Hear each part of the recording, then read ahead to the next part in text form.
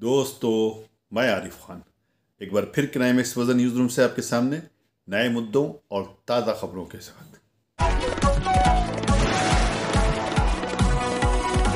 थानागंज के पास मदरसा जमीतुल अंसार है, जिसके जो बानी थे, जो चलाते थे, खालिद अंसारी साहब, उनका नवंबर माह में इंतकाल हो गया था। उनकी ज़िंदगी में ही उनके दामाद सादत अंसारी को इसका मेंबर बनाया गया था। इसकी प्रक्रिया ये होती है, पहले मेंबर बनता है, फिर उसके बाद में कोई इसका पदाधिकारी बनता है।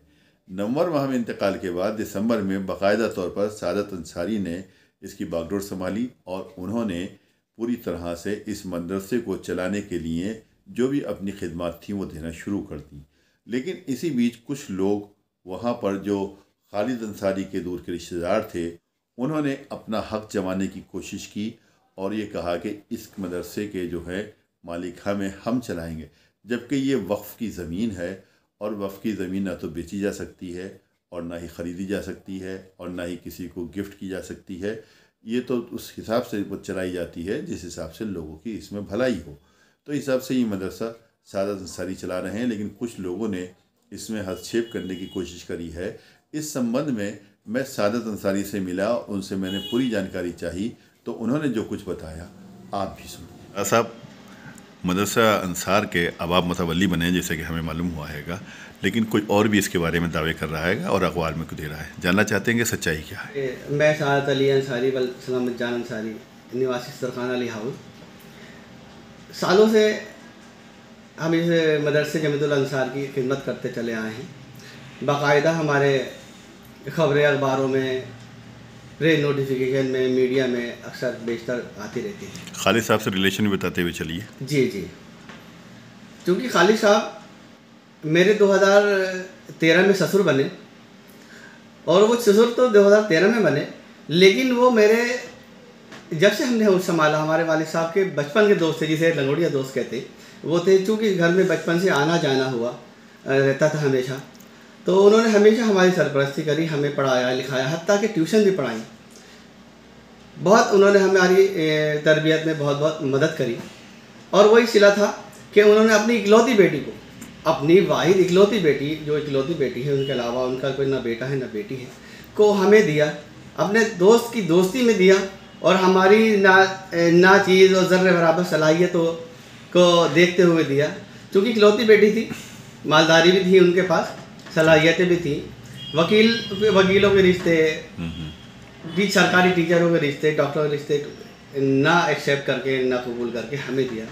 तो उन्होंने कहीं ना कहीं लगता होगा कि हम आने वाले वक्त में उनकी जिम्मेदारी बखूबी निभा पाएंगे। आपको मुतवल्ली उन्होंने अपनी ज़िंदगी में ही नॉमिनेट कर दिया गया था कि उनके बाद में खुदा न खास्ता जब कभी भी उनका स्वर्गवास होगा तो आप मुतवल्ली इसके बनेंगे, ऐसा कुछ हुआ था क्या? जी, क्योंकि अल्हम्दुलिल्लाह जब मेरी शादी हो गई, मैं उनका दामाद बन गया, तो फिर वो जब से कहते थे कि आपको इंशाल्लाह इसकी ज़िम्मेदारी, और आप मेरी बेगम का नाम तबस्सुम खालिद है, तो आप सब इन दोनों को इसकी ज़िम्मेदारी आगे संभालनी है।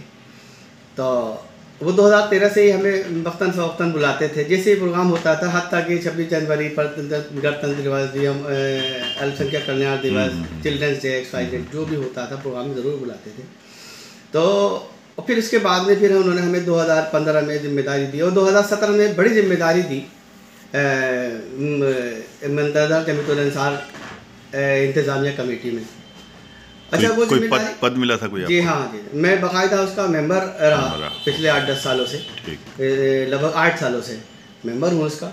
अच्छा, वो यही था, चूँकि एक प्रक्रिया होती है इसकी कि कोई पहले सदस्य होगा और उसके बाद में उसको जब उसके पदाधिकारी होगा, मेंबर होगा, जिम्मेदार होगा, तो फिर उसकी जिम्मेदारी है, उसके तजुर्बे को देखकर और उसकी दिलचस्पी को देखकर। नवंबर 2023 में उनका जैसे कहते हैं इंतकाल हुआ है जी। आपको ये जिम्मेदारी फिर कब मिली? हाँ, जब उनका अल्लाह मग़फ़िरत करे, उनकी जब खालिद साहब दुनिया फ़ानी से 5 नवंबर 2023 को चले गए, तो चूँकि हम ज़िम्मेदार थे इस मदरसे के अल्हम्दुलिल्लाह, तो उस जिम्मेदारी को आगे बढ़ाते हुए फिर मदरसा वक्फ बोर्ड लखनऊ द्वारा एक बाकायदा प्रक्रिया के द्वारा एक प्रक्रिया होती है, जो प्रोसीडिंग होती है, उसके ज़रिए फिर हमें जो है लगभग दिसंबर 1 महीने बाद या 40 दिन बाद, जो भी उसका टाइम पीरियड है, उसके बाद में हमें गज़ेटेड मुतवल्ली बना दिया गया, जिसकी सनद हमारे पास सेंट्रल सुन्नी वक्फ बोर्ड की तौलियत प्रमाण पत्र ये है। जी जी जी। और इसके बाद में एक दफ़ा 37 की नकल होती है जो कि गज़ेटेड ऑनलाइन होती है सुन्नी सेंट्रल वक्फ बोर्ड लखनऊ द्वारा। और भी बहुत सारी ऐसी चीज़ें हैं जो बाकायदा सनद है। 9 फरवरी के अखबार में एक इश्तिहार शाया होता है कि फ़लाँ आदमी इस मदरसा जमीयतुल अंसार का अध्यक्ष है और फ़लाँ आदमी सेक्रेटरी है। तो ये देखकर बड़ा अजीब लगा, और ये फर्जीवाड़ा देखकर बड़ा अजीब लगा कि कोई आदमी एक बाकायदा मुतवल्ली होते हुए, एक बाकायदा सेक्रेटरी होते हुए, बाकायदा मैनेजर होते हुए क्या दूसरा मैनेजर कैसे हो सकता है। हमने उन अखबारों से भी रब्ता किया कि आपने ये जो है ख़बर 9 फरवरी को जो छापी किस बिहाफ पे छापी। तो उन्होंने यही कहा कि हमने इश्तिहार की शक्ल में छापी है, इश्तिहार की शक्ल में छापी। समझ गए। हाँ, तो फिर हमारी जब अपने बारे में बात हुई तो हमने उनको अपने प्रमाण दिए, तो उन्होंने हमारी खबर उन्होंने इश्तिहार की शक्ल में खबर छापी। आपका कहना यह है कि वो फर्जी हैं, नकली हैं, आप असली हैं, आपके पास प्रमाण पत्र भी हैं। इसके बाद में भी अगर वो नहीं मानेंगे तो फिर आप पुलिस की मदद लेंगे, उनके ऊपर क्या FIR मुकदमा कराएंगे, क्या करेंगे आप इसके बाद में?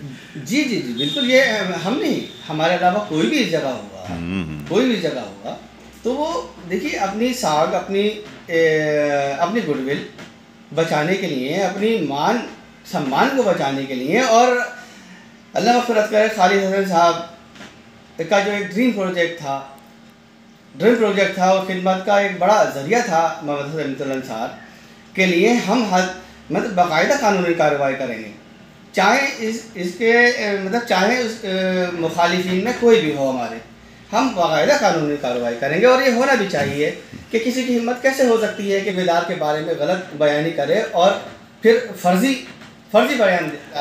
फर्जी जो है वो तो फर्जी है, जो असली है वो असली है। अल्हम्दुलिल्लाह हम गज़ेटेड मुतवल्ली हैं, गज़ेटेड प्रबंधक हैं। निष्पक्ष, बेबाक, बेखौफ खबरें सुनने के लिए crime exposure Rampur YouTube channel को ज़रूर सब्सक्राइब कीजिए ताकि डायरेक्ट नोटिफिकेशंस आप तक पहुंचते रहें। क्राइम एक्सपोजर अखबार भी मांगिए, और अगर ख़बर पसंद आए, वीडियो पसंद आए तो फॉरवर्ड कीजिए और शेयर कीजिए।